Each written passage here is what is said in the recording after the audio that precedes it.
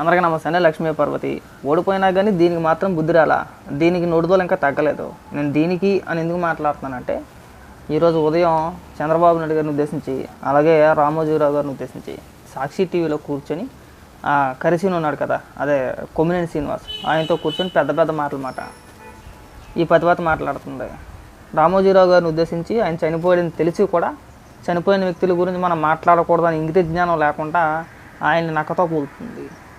ఇంకా చంద్రబాబు నాయుడు గారిని ఉద్దేశించి కూడా పెద్ద పెద్ద మాటలు మాట్లాడింది. ఒకసారి వినిపిస్తాం చూడండి ఏమని మాట్లాడుతుందో.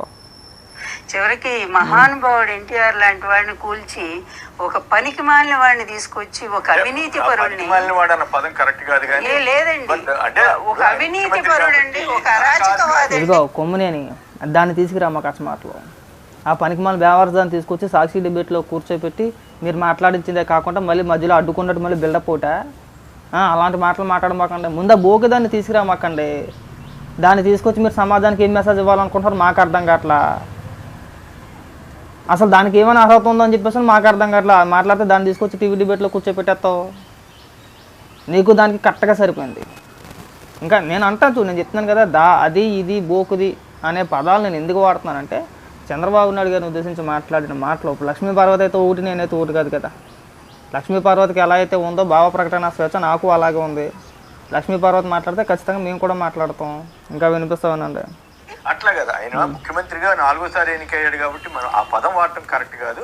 బట్ మీరు విమర్శించండి, అభ్యంతరం లేదు. పదాలు వాడేటప్పుడు అతను ప్రైమ్ మినిస్టర్ అయినా నేను అదే మాట అంటానండి. నేనైతే నా మీ బాధ్యత మీరు చెప్పండి. మేము కూడా అలాగే మాట్లాడతాం. ఇవాళతో అయిపోయేది కాదు, గుర్తుపెట్టుకో బాగా. నువ్వు పెద్ద పెద్ద మాటలు మాట్లాడితే మేము లకారాలతో సంబోధించాల్సి వస్తుంది. నువ్వు అక్కడ దాకా తెచ్చుకోవు అని చెప్పేసి నేను అనుకుంటున్నా. ఆ నోటుదోలు తగ్గించుకోవాలండి. అంత వయసు వచ్చింది కదా, తాడు పెరిగినట్టు పెరుగు, అంత వయసు వచ్చింది, ఇంగిత జ్ఞానం లేదు, ఎప్పుడు ఎలా మాట్లాడాలని చెప్పేసి అని.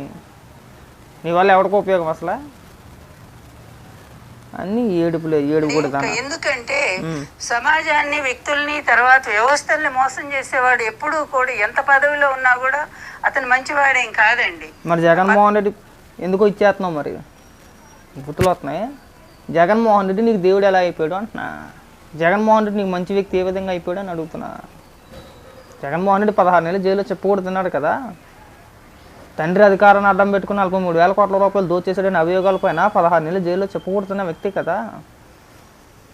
ఇది పరమాణం వండేస్తుంది ఇక్కడికి వచ్చి. ఇంకా సాక్షి స్టూడియోలో కూర్చొని ఇది పరమాణం వండేస్తే తెల్లారిన దాకా చల్లారనమాట. ఇంకా అలా వండేస్తుంది 5 ఏళ్ళ కాలం పాటు. దీనికి పనే ఉండదు. ఇంకా అలా పరమాణం వండేస్తా కూర్చుంటుంది అన్నమాట ప్రతివాత.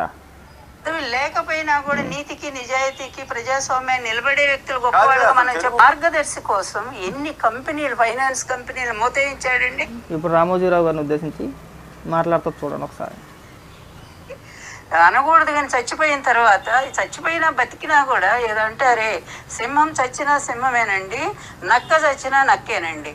అందువల్ల చెప్తున్నానండి. మేము కూడా అదే అంటున్నాం. ఆ కింద కామెంట్ చూసాను నేను.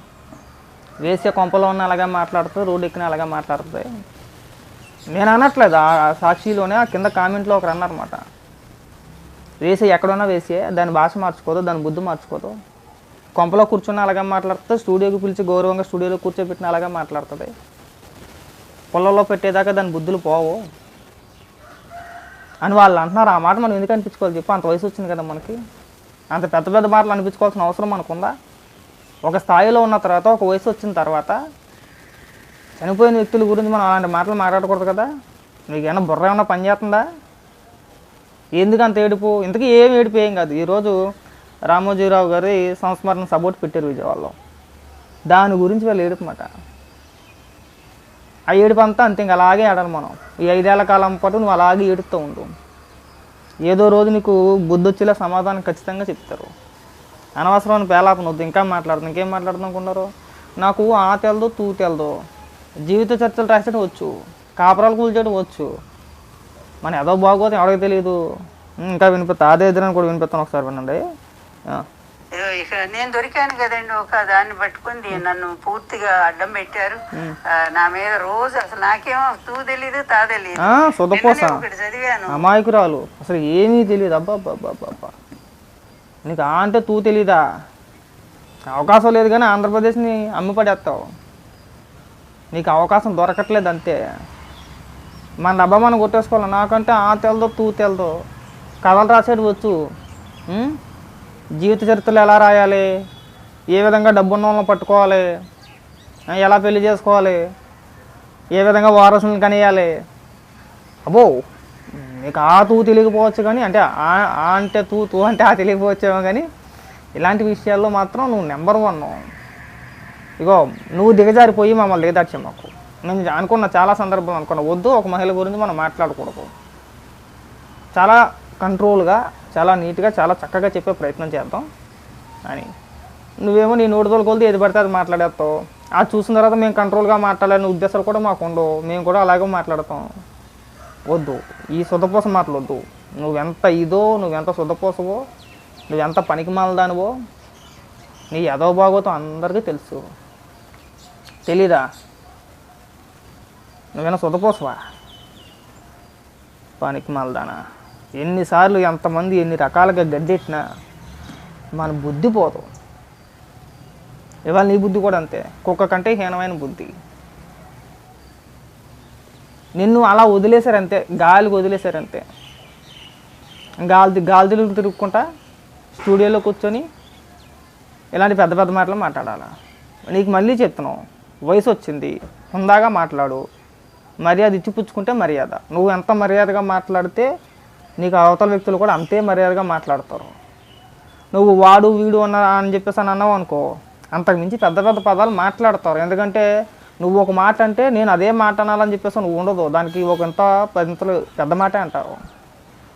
మనం కాసేయకూడదు కదా. మనం ఒక మాట అనేది ఎందుకు 10 మాటలు ఎందుకు కాయాలి చెప్పు. ఇంకెప్పుడు మాట్లాడమాకు, ఇలాంటి మాటలు మాట్లాడమాకు. కొన్ని కనీసం ఆ సంస్కారంలో నేర్చుకో. రేపు పొద్దు నువ్వు సచ్చావనుకో, ఇందాక చెప్పాను కదా, లకారాలతో సంబోధించి సచ్చిందిరా అంటారు అంతే. అది బతికినా లా అనే అంటారు, సచ్చినా లా అనే అంటారు. ఆవిడ తలగా ఎక్కడ పెట్టేసుకుంటావు? పోయిన వ్యక్తుల గురించి మనం మాట్లాడకూడదు, కనీసం సంస్కారం కదా. ఆ మాత్రం సంస్కారం నీకు తెలియదా, నీకు లేదా? లేకుండానే ఇన్నాళ్ళు ఇది మామూలుగా మాట్లాడేసావా? నిన్ను ఎవడన్నా మాట అంటే ఏమన్నా ఎగరెట్టుకుంటావు తలకే? నిన్ను సంబోధించి మనం నక్కలతోని కుక్కలతోని పోల్చి మాట్లాడకూడదు. మాట్లాడితే ప్రతి ఒక్కరిని తీసుకొచ్చి కులానికి ఆపాదించకూడదు. పైగానంటే నా మీద కక్ష కట్టేశారు. ఎవడు కట్టేశాడు నీ మీద కక్ష? మళ్ళీ చెప్తున్నా, చాలా సందర్భాల్లో చెప్పు, మళ్ళీ చెప్తున్నా, మాట్లాడేటప్పుడు భాష నోరు అదుపులో పెట్టుకొని మాట్లాడితే బ్రహ్మాండంగా ఉంటుంది. మీరు ఏ విధంగా అయితే మాట్లాడుతున్నారో, మీరు ఏ విధంగా అయితే విమర్శిస్తున్నారో, తిరిగి మేము కూడా అదే రీతిలో మీరు వాడిన పదాలే మేము కూడా వాడాల్సి వచ్చేటప్పుడు ఇంకా దరిద్రంగా ఉంటుంది. అంటే మీరు మాట్లాడేది ఏ విధంగా ఉంటుందో మేము మాట్లాడేది అంతకంటే చండాలంగా ఉంటుంది. అక్కడ దాకా తెచ్చుకోరని చెప్పేసి నేను అనుకున్నా. తెచ్చుకుంటే నీ కర్మ ఎవడు ఏం చేయలేడు. లేదు నాకు 10 మంది చేత రోజు తిట్లు తినకపోతే నాకు నిద్ర పట్టదు, నాకు అనంతన బుద్ధి లేదు అనుకుంటావా? నువ్వు మాట్లాడే అలాగే నిన్ను కూడా అలాగే మాట్లాడతారు. అది బాగా గుర్తుపెట్టుకో.